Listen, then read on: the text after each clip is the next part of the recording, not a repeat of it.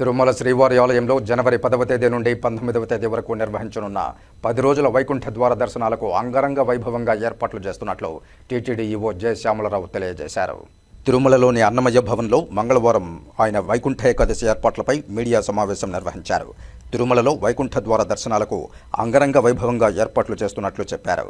జనవరి 10 నుండి 19వ తేదీ వరకు భక్తులకు వైకుంఠ ద్వార దర్శనాలు కల్పిస్తున్నామన్నారు. జనవరి 9న ఎస్ఎస్డి టోకెన్లు జారీ చేస్తామని చెప్పారు. అలాగే 3,000 మంది పోలీసులు, 1,550 మంది విజిలెన్స్ సిబ్బందితో పటిష్ట బందోబస్తుతో పాటు ట్రాఫిక్కు అంతరాయం కలగకుండా 12,000 వాహనాలకు ప్రత్యేక పార్కింగ్ పాయింట్లు నిర్దేశించినట్లు తెలిపారు. ఇతర భక్తులకు ఇబ్బంది కలగకుండా టోకెన్లు, టికెట్లు కలిగిన భక్తులు మాత్రమే నిర్దేశించిన తేదీ, సమయం ప్రకారం క్యూలైన్ వద్దకు రావాలని విజ్ఞప్తి చేశారు. టీటీడీ ఈవో జె శ్యామలరావు ఈ సందర్భంగా వైకుంఠ ఏకాదశి ఏర్పాట్ల గురించి మీడియాకు వివరించారు. ఈ కార్యక్రమంలో టీటీడీ అదనపు ఈవో సిహెచ్ వెంకయ్య చౌదరి, జేఈఓలు గౌతమి, వీరబ్రహ్మం, తిరుపతి జిల్లా SP L Subbarayudu, CVSO Sridhar, ఇతర అధికారులు పాల్గొన్నారు. జనవరి 10వ తారీఖు వైకుంఠ ఏకాదశి సందర్భంగా 10 రోజుల పాటు వైకుంఠ ద్వారాలు భక్తుల కోసం తెరిచి ఉంచుతాము. ఈ కార్యక్రమానికి అన్ని రకాల ఏర్పాట్లు కూడా ఘనంగా చేయడం జరిగింది. జనవరి 10వ తారీఖు ఉదయం 4:30కి ప్రోటోకాల్ దర్శనాలతో మొదలవుతాయి. దాని తర్వాత 8 గంటలకి సుమారుగా 8 గంటలకి సర్వదర్శనాలు ప్రారంభమవుతాయి.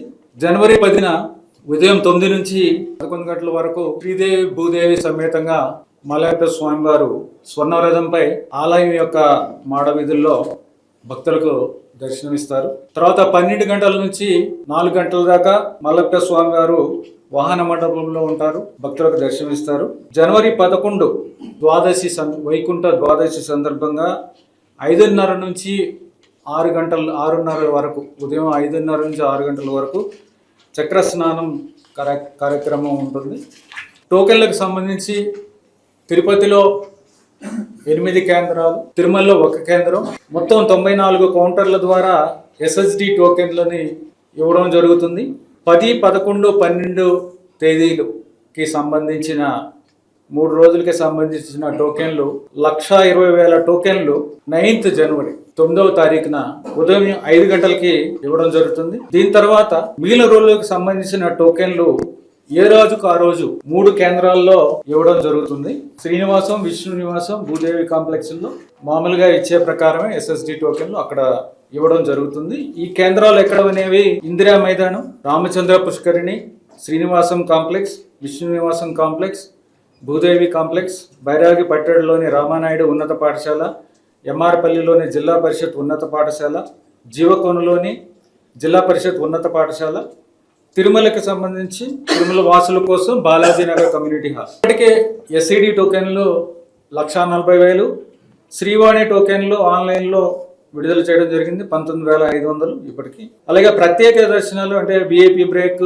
వృద్ధులు, చంటి పిల్లల తల్లిదండ్రులు, దివ్యాంగులు, ఎన్ఆర్ఐ ఇలాంటి ప్రత్యేక దర్శనాలన్నింటినీ రద్దు చేయడం జరిగింది ఈ 10 రోజుల కోసం. ఈ 10 రోజులు దర్శన టోకెన్లు ఉన్న భక్తులకు మాత్రమే దర్శనానికి అవకాశం ఉంది.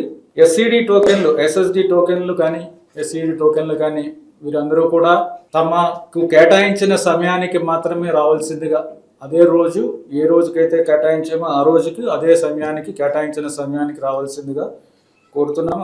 లేకపోతే వారికి సమయానికి దర్శనం అవ్వక ఇబ్బంది పెడతారు, మిగిలిన భక్తులకు కూడా ఇబ్బంది కలుగుతుంది. కాబట్టి సమయానికి రావాల్సిందిగా ప్రత్యేకంగా విజ్ఞప్తి చేస్తున్నాము. ఈ 10 రోజుల్లో సుమారు 7 లక్షల మందికి దర్శనాలకి ఏర్పాట్లు చేస్తున్నాము. జనవరి 9వ తారీఖున ఎస్ఎస్డి టోకెన్స్ ఆ రోజుకి సంబంధించిన ఎస్ఎస్డి టోకెన్స్ ఆ రోజు జారీ చేయబడవు. మీకు తెలిసిందే, జనవరి 9న 5 గంటలకు తర్వాత రోజుకు సంబంధించిన మనకి వైకుంఠ ఏకాదశికి సంబంధించిన టోకెన్లు 3 రోజులకి సంబంధించిన టోకెన్లు మనము ఇస్తున్నాం. తర్వాత శ్రీవారి మెట్టులో కాలినడకన వచ్చే వారి కోసం ఉన్న కౌంటర్లు 19వ తారీఖు దాకా ఉండవు.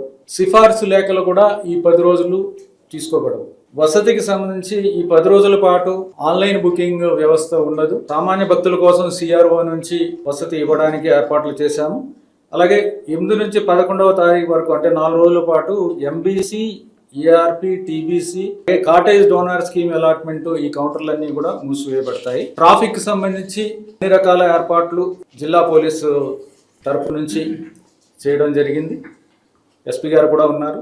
ఆయన కూడా చెప్తారు ఏమి ఏర్పాట్లు అనేవి. సుమారుగా 12,000 వాహనాలకు పార్కింగ్ ఏర్పాట్లు చేయడం జరిగింది.